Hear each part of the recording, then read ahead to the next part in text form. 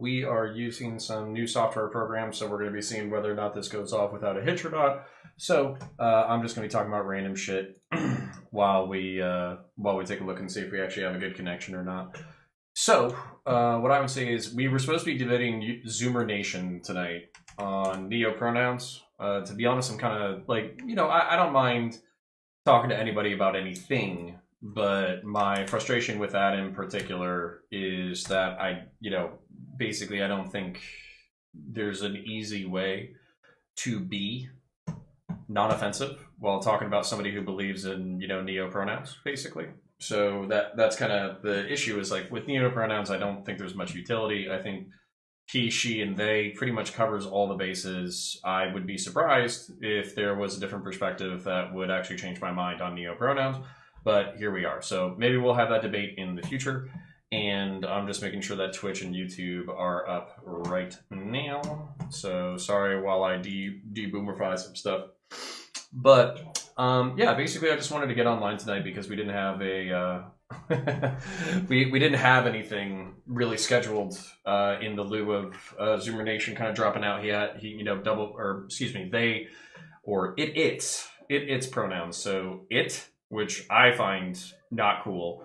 It dropped out because it double booked, and I don't know whether or not that like pronoun is a shitpost, but that kind of demonstrates my point. It's like it's for me is kind of not the greatest neo pronoun. So like, it's just interesting to conceptualize. So it looks like we're live on both platforms right now. It looks like YouTube and Twitch are live. So we got 17 people. That's awesome. Let me exit this, and then we'll just let Twitch do what it does. We're just going to be doing, putting some hours on Twitch, and if people show up, they show up.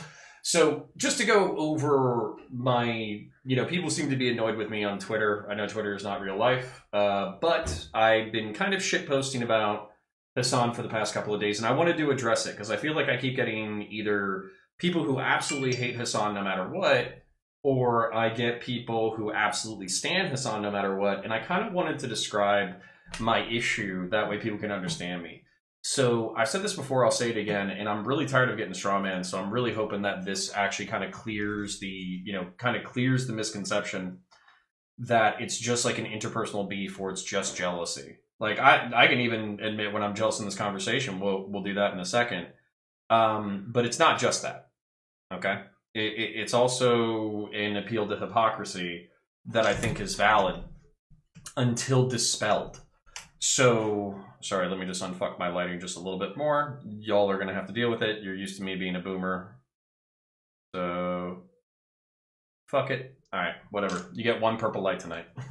So, all right, so to kind of nail into it, Hasan is rich. He's making $200K a month, according to the Twitch leaks. He bought a really nice house in West Hollywood. God bless him. Good on you. Happy you're successful in the capitalist system. That's awesome. Congratulations. You have won capitalism. Now, maybe there was a little bit of nepotism. Maybe your uncle got you the right connects. Maybe you made it into the right spot. But people would not watch Hasan unless there was something there. Unless he was charismatic and communicative and interesting and cool and blah, blah, blah. There is something there that is worthy of attention. Maybe not for me, but worthy of attention for other people, right? So that's great.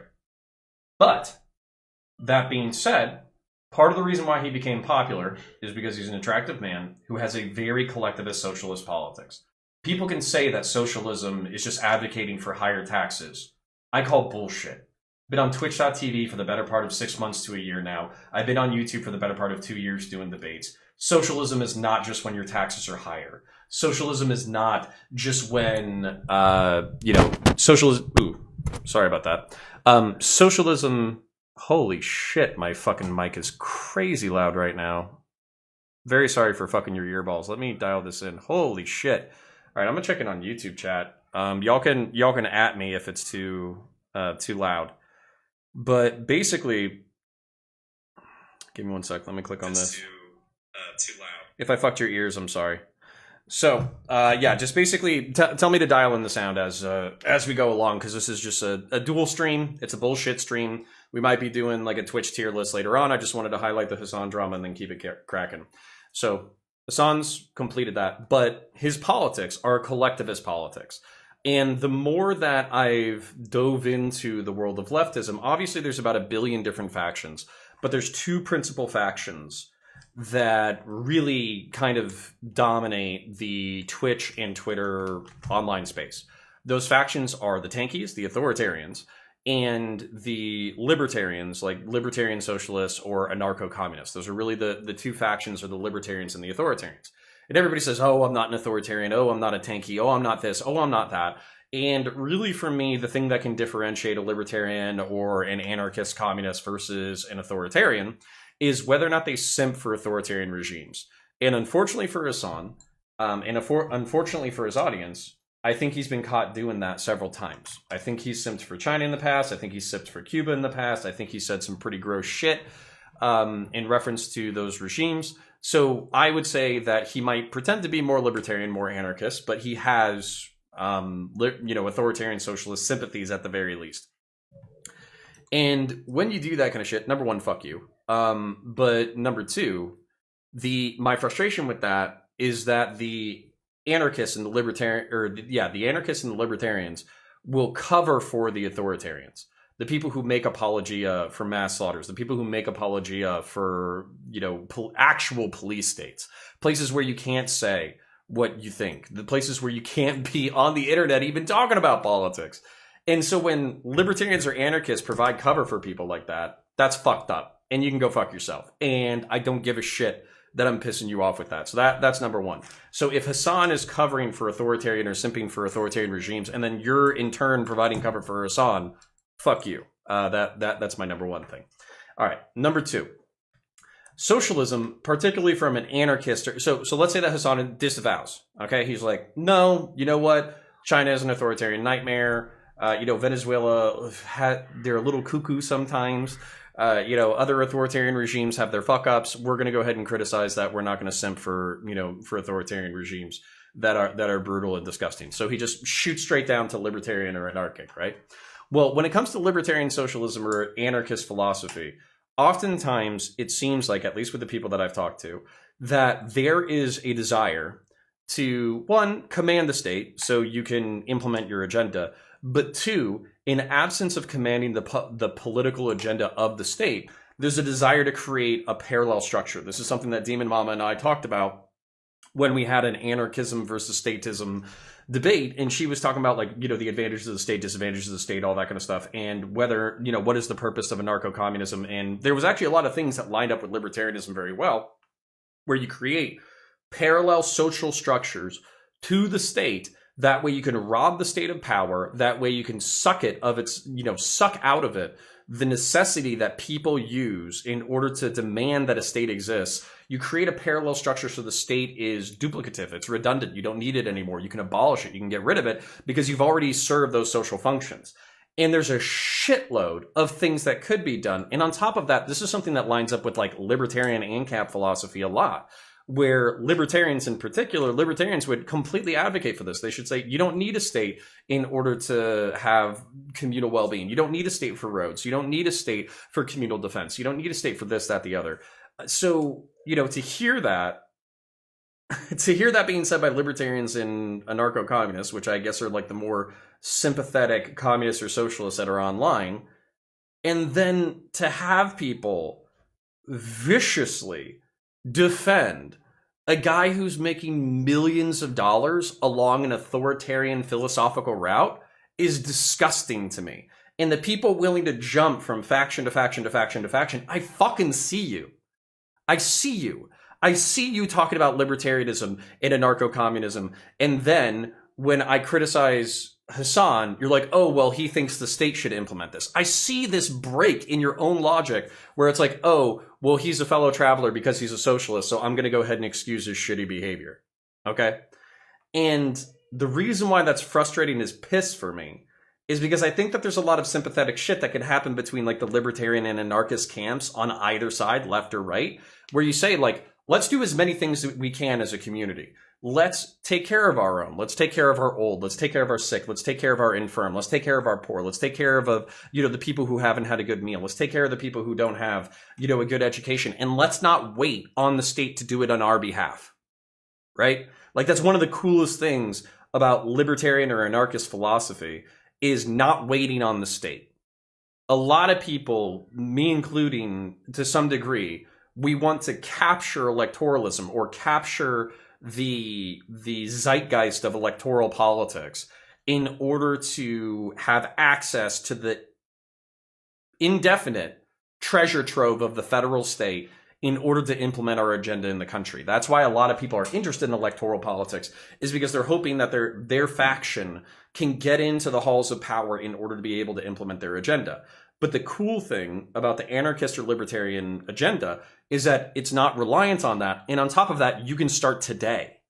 You could start tomorrow. You could literally talk to people. You're like, hey, I know all these people in this zip code. Let's go ahead and get together, and let's go ahead and do like food drive, can drive, charity drive, communal defense training, dog rescue, whatever you want. And like, I know I'm mixing like charity and mutual aid and all that kind of stuff conceptually, but there's a whole bunch of shit immediately around you that needs to be done. And that's what's fucking based about anarchism or libertarianism, while there's a whole bunch of stuff about it that I think is not great, to put it lightly. So, tripling this back to Hasan, libertarians and anarchists simping for a dude who does apologia for authoritarian regimes, and then they say, hey, he's a socialist, so I'm going to defend him, but he doesn't have the same philosophy as me because he doesn't believe in mutual aid. He wants to gain, electoral access to the state, and then he wants to implement his agenda from there.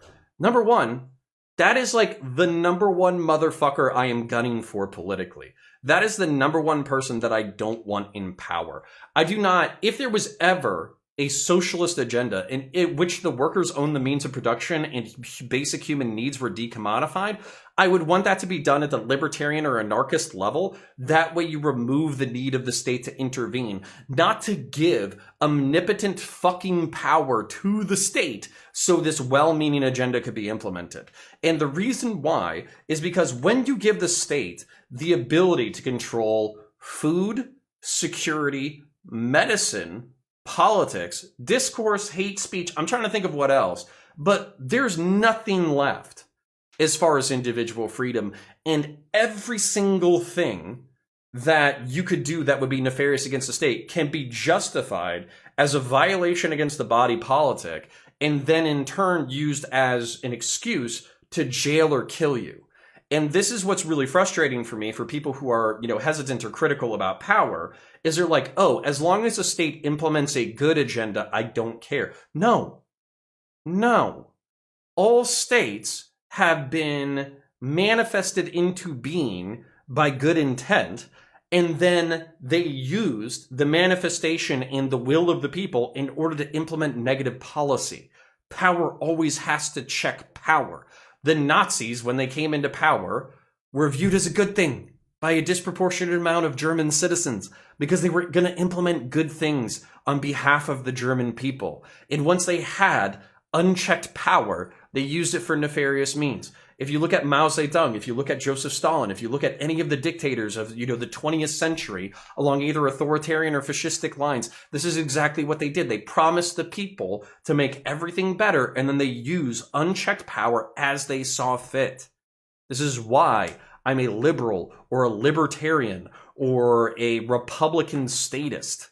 It's because I want there to be rules about who wields power when, and I want there to be enough rules that multiple factions can vie for power all at the same time without killing the fuck out of each other. This is like bedrock foundational principles for the Republic. And what disgusts me, not just about Hasan, but also about people like Charlie Kirk, who supposedly care about the Constitution, who supposedly care about checks on power and all that kind of stuff, is they say, fuck that.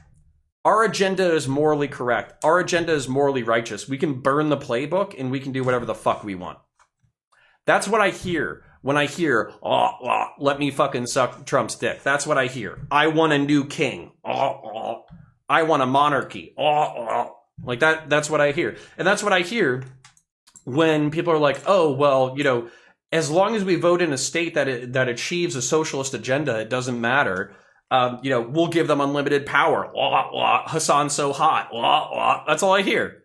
I hear fucking blowjobs and fucking bootlicking.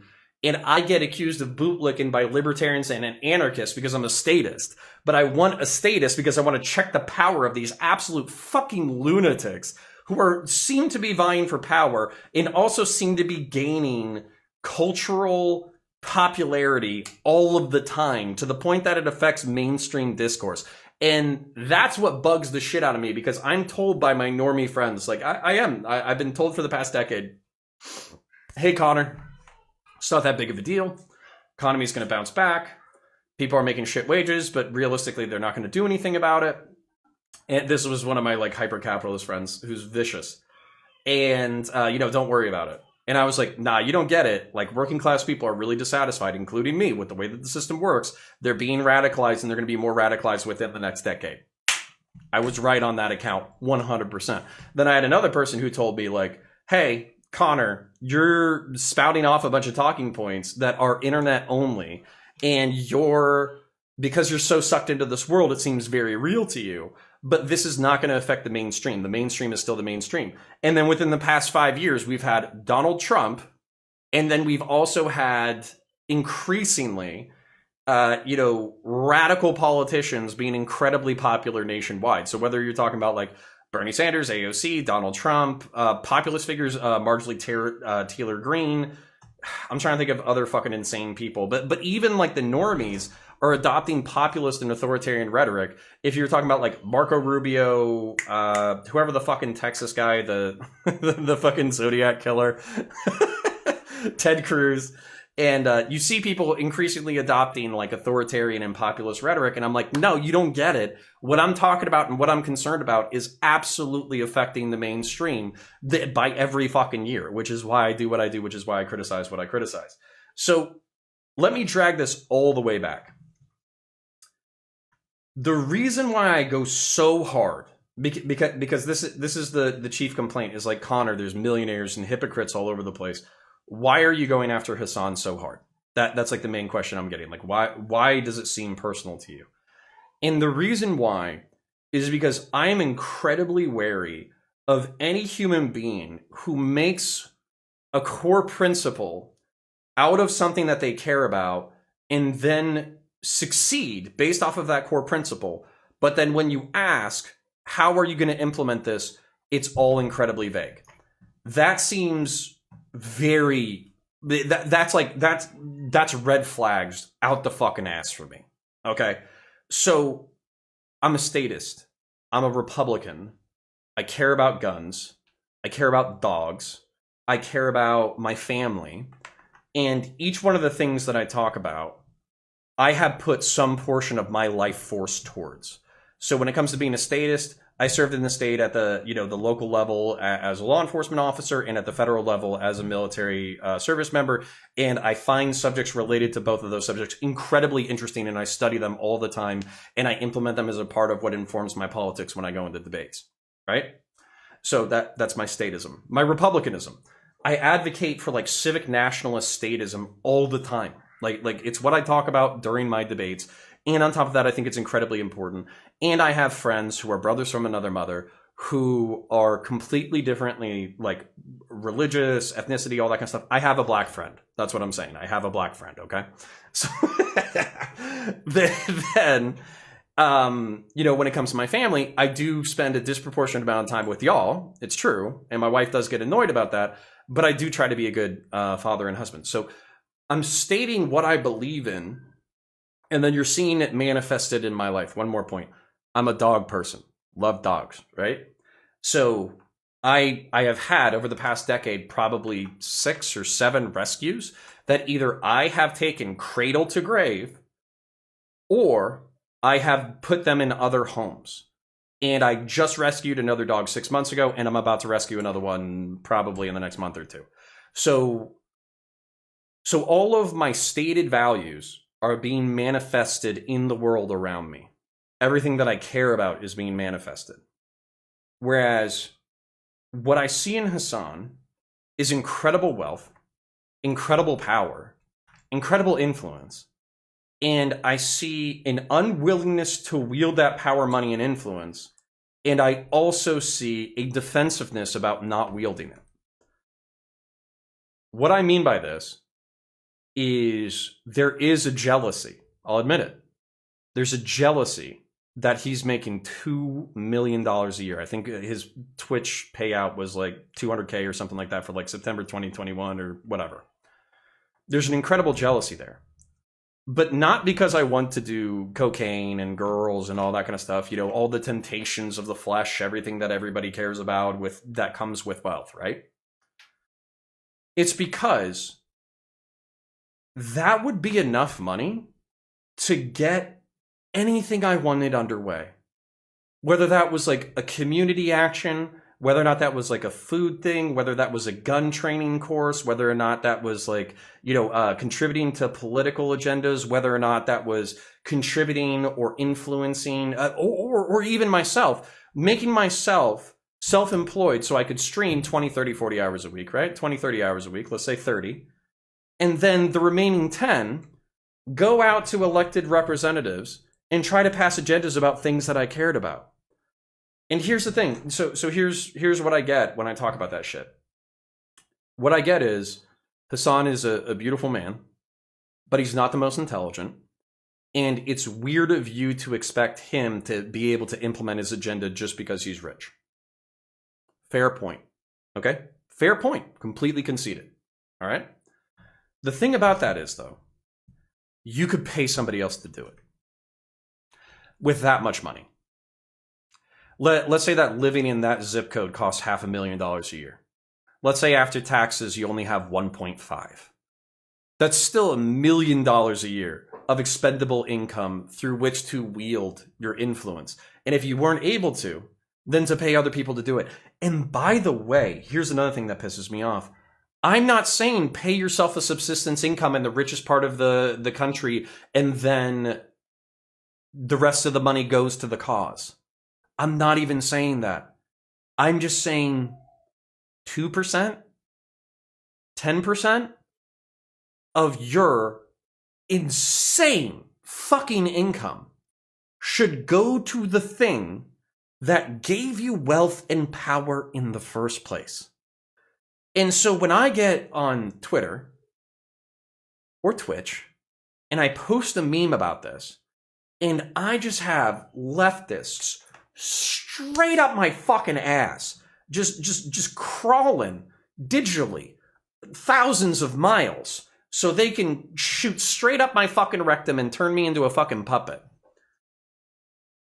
When I have them defending his lack of action, how do you know he doesn't do that? Because I don't see it manifested anywhere in the world. Based off of public records, he's making $2.5 million. He's donated like $27.50 to Bernie Sanders. Nothing else has been done electorally. As far as streams, he might have done a couple of charity streams. God bless him. That's still his viewers' money, not his. And when it comes to doing mutual aid or creating parallel structures or something like that, he doesn't even have to do it. He doesn't have to do it himself. He can take 2% of his income or 10% of his income, still be a multi-fucking millionaire, and give it to somebody else, like the DSA. I'm not even a fucking socialist. And the fact that I'm catching so much shit for this perspective, it makes me sad for you. It makes me sad for you, not me. I have my politics. And thankfully, my politics, despite being like from the silent majority or whatever, are relatively mainstream. Most people are liberal or libertarian about LGBTQ folk and about race shit. They might not like spend every single one of their days, if they're like a middle-class white person, going down into the fucking poor neighborhoods so they can hang out with their brown and black fucking countrymen. But they're also not running around in fucking Klan robes, okay? That's representative of my politics. They might not be fucking boys with every single LGBTQ person where they're going down to the Rainbow Coalition downtown in order to fucking hand out like, you know, condoms and fucking sex ed classes for fucking non-binary youth who have been kicked out of their homes. But when they have a gay person or a trans person in their life, they typically are not rude as shit to that person intentionally. This is all my politics. Never mind. I could go down the fucking list, but lucky for me, my politics is already mainstream. I don't even need, like, the reason why I'm here is because I don't hear any of the silent majority standing up and telling people to shut the fuck up because they're criminally insane. That's why I'm here. So I can yell at the fucking lunatics. Because I like fighting. That's why. I like fighting. I like yelling on the internet. But for y'all, the leftists, tankies can go fuck themselves. I don't give a shit about their agenda. They can go fuck themselves, right? For the libcoms and the ancoms and the libsocs, the people who care about like material well-being and implementing parallel structures in society and all that kind of stuff, watching y'all simp and defend one of your fucking primary social avatars in society to do a modicum of implementation, it's fucking embarrassing. Like, I get it that you think it's embarrassing that I care so much, but I'm trying to point out to you that it's embarrassing that y'all are defending this shit and you tolerate that as a part of your movement for what? The sake of leftist unity? You would be better off demanding some level of implementation from your fucking thought and philosophical leaders. And, by the way, if your thought and philosophical leaders can't implement the most modicum of fucking social changes in their lives in order to implement in their agenda in the real world, what does that say about your movement? Does it say that it's utopian? Does it say that it's childish? Does it say that it's naive? Does it say that it doesn't understand economics or logistics? Does it say that it's repeating all of the philosophical and economic and structural mistakes of leftist movements the world over for the entirety of the 20th century? That you can't hold a single fucking leader to account to implement a fraction of the agenda? That's fucking embarrassing.